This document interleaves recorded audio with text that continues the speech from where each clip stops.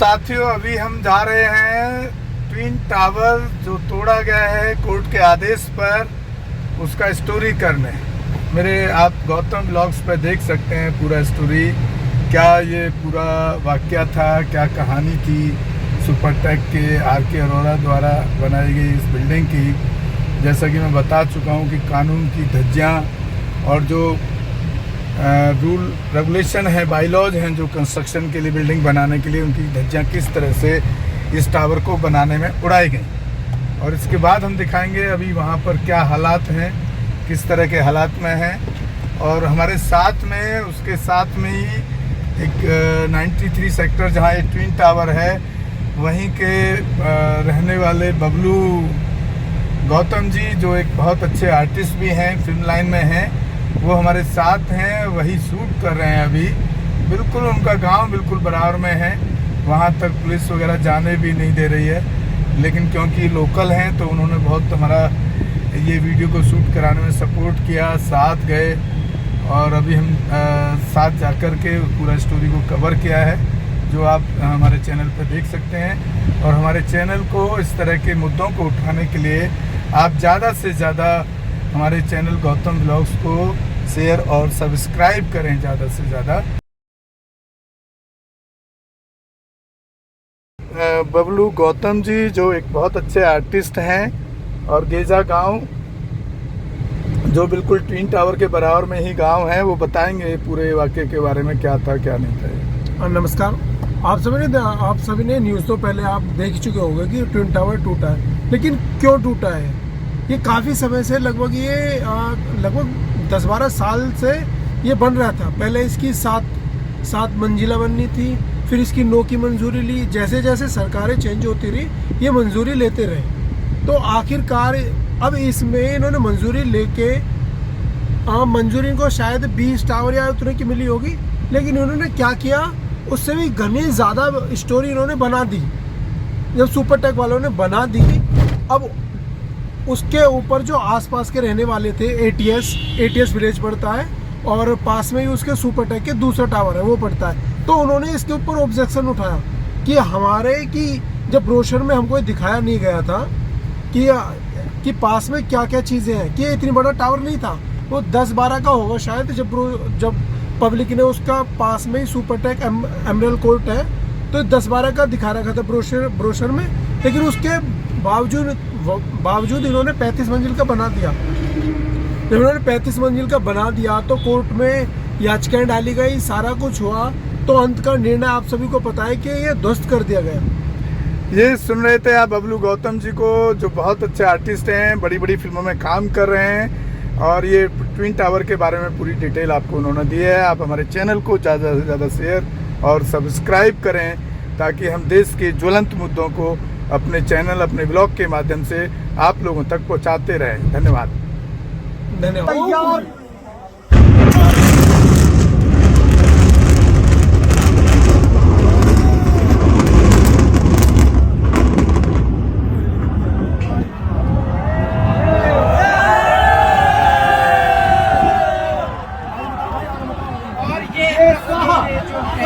देख सकते हैं सब कुछ ये पूरी इमारत जिसमें हम खड़े हिल रही है।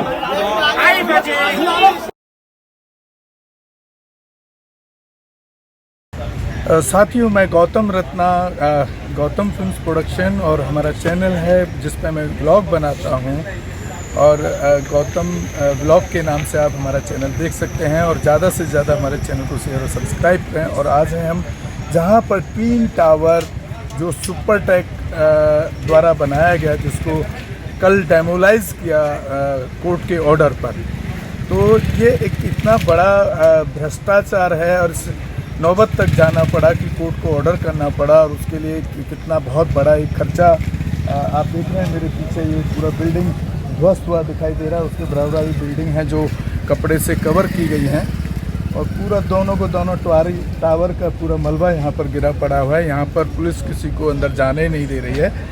तो सवाल ये है कि तब जो नोएडा प्रशासन है या जो नोएडा अथॉरिटी है, तब कहाँ सो रही थी जब वो ये इस तरह के टावर को एक इलीगल कंस्ट्रक्शन के रूप में तैयार किया गया। ख़ास तौर से इसकी जो हाइट्स थी उसकी मंजूरी कम ली गई थी उससे अथॉरिटी से, नोएडा अथॉरिटी से, और उसको ज़्यादा ऊंचा बिल्डिंग बना दिया गया जो एक खतरे से खाली नहीं था। बहुत सारे जो बायलॉज हैं कंस्ट्रक्शन के उनकी यहाँ पर अवहेलना की गई और उसमें काफ़ी अफसर उसके अंदर काफ़ी आए हैं जिनके ऊपर इंक्वायरी है। उनमें से कुछ के बारे में बताया जाता है कि 20 अफसर तो उसमें से अब तक रिटायर हो चुके हैं। तो ये सवाल ये कि कोर्ट में जाना पड़ा और इतने सारे लंबे प्रोसेस के बाद इसको तोड़ दिया, तो ये कितना बड़ा देश की और जो बायर्स हैं उनको कितनी बड़ी क्षति इससे हुई होगी, कितना बड़ा नुकसान इससे हुआ है लोगों को। और मैं तो खुद इस सुपरटेक बिल्डर के भुगतान हूँ। 2009 में मैंने इनसे एक फ्लैट लिया जो है ग्रेटर नोएडा में। इन्हीं का एक सीजार करके एक प्रोजेक्ट है जिसकी आज तक भी मेरे खुद फ्लैट की रजिस्ट्री तक नहीं हुई है, सिर्फ पोजेसन दे दिया गया। वहाँ पर भी कुछ ऐसे बायलॉज जो कंस्ट्रक्शन के जो बायलॉज हैं, जो नियम हैं, उनको तोड़ करके सीजार बनाया गया। निकोलस 1 902 फ्लैट नंबर है मेरा, जिसकी रजिस्ट्री आज तक बिल्डर या अथॉरिटी नहीं कर रही है। और वो बैंक से जो लोन हमने लिया वो बैंक को हम लोग चुका रहे हैं, अभी तक घर बैठे चुकाना पड़ रहा है, कोई उससे इनकम नहीं है। और जितने का वो प्रॉपर्टी था उससे भी कम दाम उस प्रॉपर्टी के आज की डेट में मिल रहे हैं। तो सवाल ये है कि जो सरकार है या जो अथॉरिटी हैं वो पहले से क्यों नहीं जागती हैं? इस तरह के भ्रष्टाचार कैसे बढ़ता रहता है और एक इतनी बड़ी बिल्डिंग खड़ी हो जाती है या जिसको कोर्ट इंटरफेयर करने के बाद उसको तोड़ने का ऑर्डर करता है।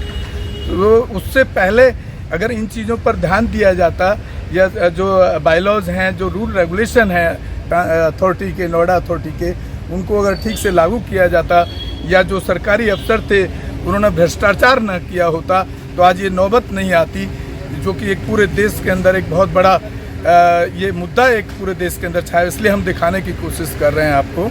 तो ये बहुत बड़ी मैं तो इसको दुर्घटना ही कहूँगा कि शुक्र है कि कोई इसमें कोई क्षति हानि नहीं हुई है इसको गिराने में। और कितना पैसा इसको गिराने के लिए खर्च किया गया आप सोच सकते हैं, क्योंकि फ़ौरन से हमारे देश के पास इतनी अच्छी टेक्नोलॉजी भी नहीं है जिसके लिए बहुत सारे फ़ॉरेन के कंट्री से इसको गिराने के लिए, डेमोलाइज करने के लिए टेक्नोलॉजी को इस्तेमाल किया गया। वहाँ से टेक्नोलॉजी आयात की गई कि हम इसको इस तरह के बिल्डिंग स्ट्रक्चर को किस तरह से गिरा सकते हैं। तो ये कितना बड़ी विडंबना है देश के लिए, एक शर्म की बात है कि ऐसे बिल्डर जब जो सरकार आती हैं ऐसे बिल्डर भ्रष्टाचारी लोगों को खड़ा कर देती हैं और बाद में जब कोई एक आम आदमी जब तकलीफ में जाकर कोर्ट में जाता है तब जाकर के कोर्ट इस तरह की घटनाओं पर डिसीजन लेता है, जो बहुत ही दुखदायी है।